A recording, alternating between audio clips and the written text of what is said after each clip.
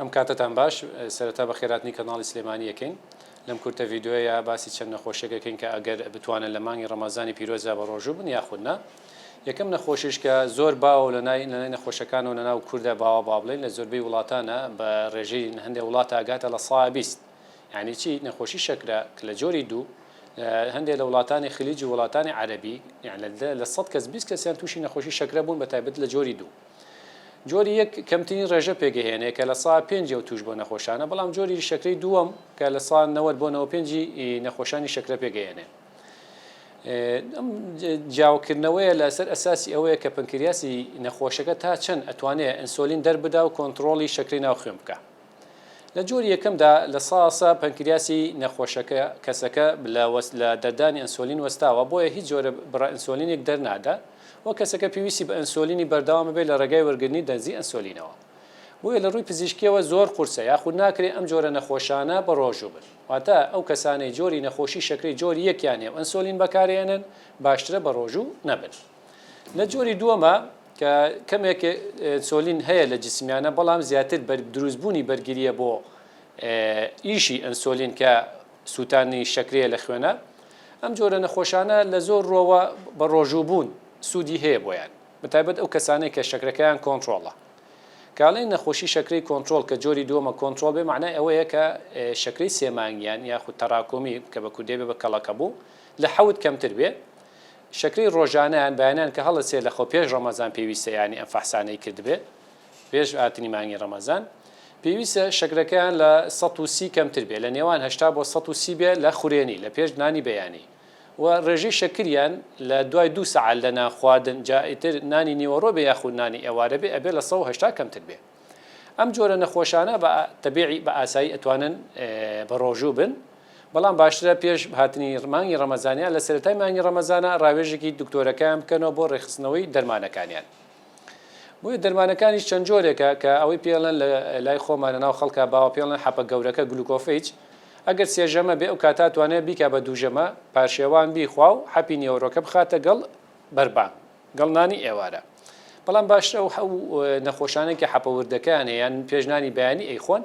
بیخاتە ئێواران، جوکە ئەو حەپە وا ئەکاش ڕێژەی شەکریان دابەزێ لە پێش بەربانگە تووشی دەستلەرزین و نیشانەکانی دابەزینی شەکرە بن.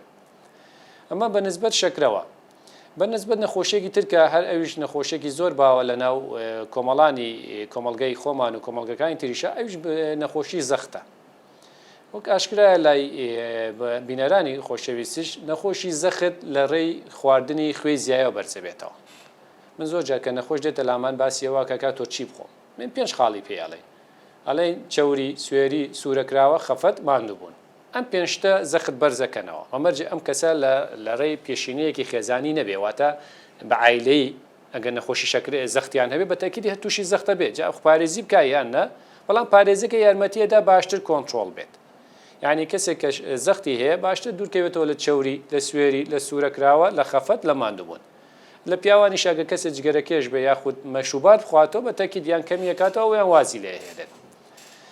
بۆیە لە مانگی پیرۆزی ڕەمەزانە کە کەسەکە بە ڕۆژووە بێ بە تایبەت لە 12 سەعات لە ئێستا تا 14 سەعات هیچ ناخوا، بە تەکید دەمە یارمەتیەدا زەختەکەی باشتر کۆنتڕۆڵ بێ.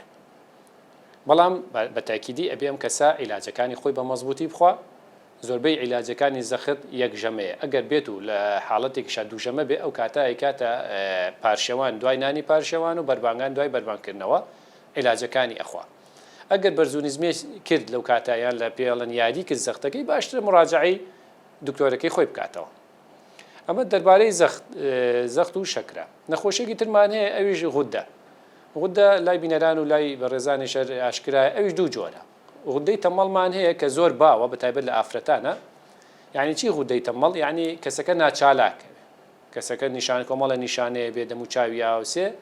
قەڵەوە بێ مەسەلەن عادەشتی تێگەچێ سەرمابردا بێ قژی ئەوەرێ، یاخود لە ئافرەتانە مەسەلەن کێشەی سکپ نەبوونی مناڵیانە بێ. لەم حاڵەتەیە کە فەحسیشەکە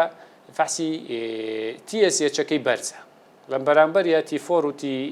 سیریەکەی کە ئەمە پێڵەن فەحسی غودە نزمە بێتەوە. بە حەپێک چارەسەرەکرێت کە پێڵەن سایرۆکسین تر بە گوێرەی بەرزونزمی غودەکەی. ئەم نەخۆشانە ئاسایی ئەتوانن بە ڕۆژوو بن، چونکە غودەی تەمەڵ بە شێوەیەکی گشتی مستەقڕە، یعنی زۆر بەرزونزم ناکات. بە شێوەیە ئەتوانێت هیچ کێشەیەکی نەبێت لەگەڵ ڕەمەزانە بەڵام بۆ مەرجەی ئەو حەپەی بۆی نووسراوە کە ئێمە زۆربەی کات 1 ساعت پێش نانی بەیانی دای ئەنین بۆ نەخۆشەکە ئەو کاتە ئەی خاتە ئێوارە شەوان پێش خەوتن یاخود ئەگەر کەسێک پاشێوان تۆزێک زوو پێش نانی پارشەو هەستێ ئەتوانێت پاشێوان پێش نانی پارشەو بیخوات ینی سعاتێک 45 دقه پێشەوەی دەست بکە بە پارشێوکردن بیخوا یاخود ئەو کاتەی کە پێش پارشێو زۆربەی خەڵکی خۆمان لەوانەیە حساب بخەوێتەوە پێش پارشێو بخەوێ کە نیەتی هێنا بخەوێ بەگەڵ خۆمێ ئاوایی خوا بە دوای هیچ خواردنێک نابێ بخوات ینی تەنها چارەسەر ئەوەیە کە عیلاجەکە بەردەوام بێ لەسەری و هەروە ڕێکی بخاتەوە لەگەڵ پارشێو و بانگی بەیانیە بەڵام بۆ نسبەت غودەی سامەوە کە غودەی سام نیشانەکانی زیاترن بە نمونە دڵەوکوتێ و ئاڕەقکردنەوە و تەنگە نەفەسی و کەسەکە زەعیفە بێ بەهێزیەکە ئەگەر لە سەرەتایە بێواتە نەخۆشەکەی کۆنتڕۆڵ نەکرابێ و سەرەتا دەست بکە بە عیلاج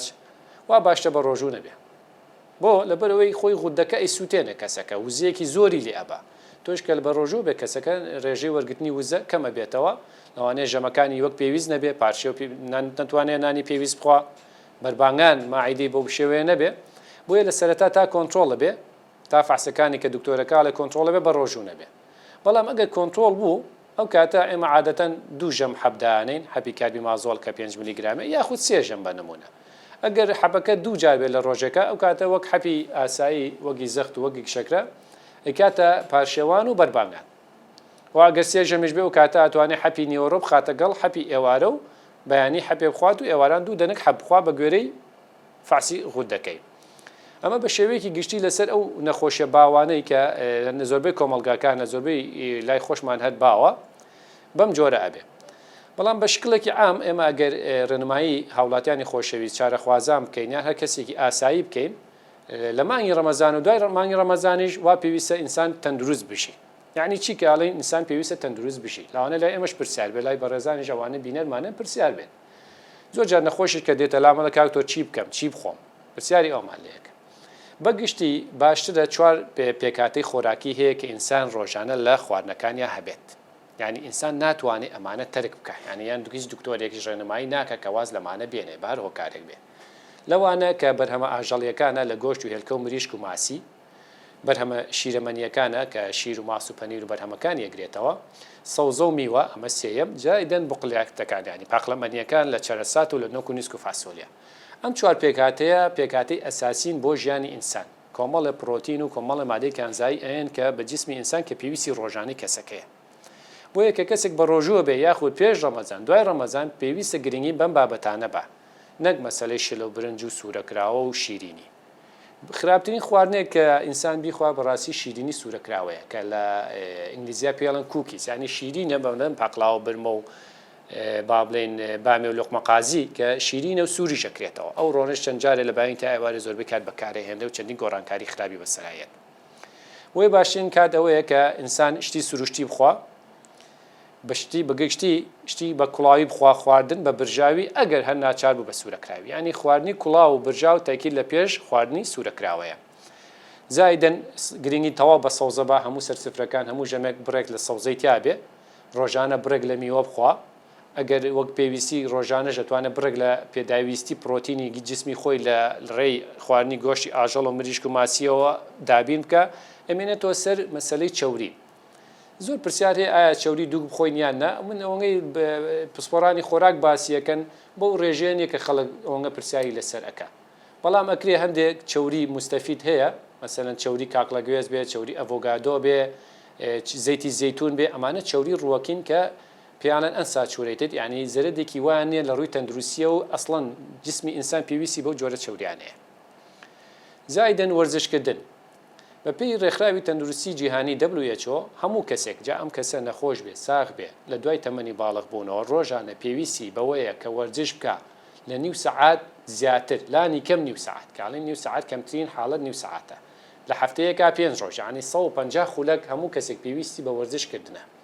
ئەم وەرزشانە ئەبێ وەرزشێکی مامناوەن بێ نەک زۆر کەم بێ یعنی وەرزشێکی زۆر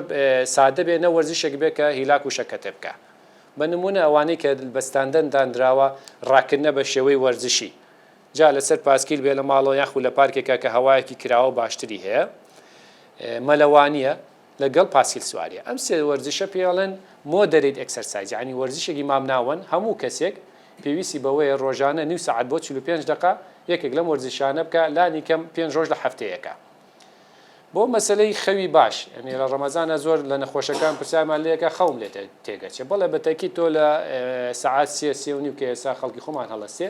لەویا سەعات و نیوەیەکی ئەڕوا بەهۆی بەربانگ و بەهۆی نوێشکردنەوە بۆیە وا باشترە لە دەوە بخەوێ ئەگەر لای خۆمان هەرستاندەری زانستی ژوایە دە بۆ چواری بەیانی 6 سەعاتەکە باشین کاتە بۆ خەوتن و زۆرترین ئیسفادەیە بێ بۆ فیسیۆلۆجی جسمی ئینسان. بۆیە ئەو کاتە ئەکرێ زووتر بخەوین بەربانکە هەستایەوە سەعات و نیوێک ئیتر بە پەرستشەکانەوە خەریک بێ یان بە وەرزشێکی مام ناوەندەوە خەریک بێ نەک ڕاستەوخۆ بە دوای پاشێوکردنا بخەوێتەوە کە هەندێک جار کێشەی حمۆزەی بۆ دروزەکە ئازاری مەعیدەی بۆ دروزەکە یان مەعیدەیە ترشێ بەیانیان هەڵەسێڵە دەمم تاڵە دەمم تامی ناخۆشە لەبەرەوە باشترە کەسەکە زوو بخەوێ و دوای پاشێو کە سەعات 4 و نیوەکە بتوانێت سەعات و نیوێک بمێنێتەوە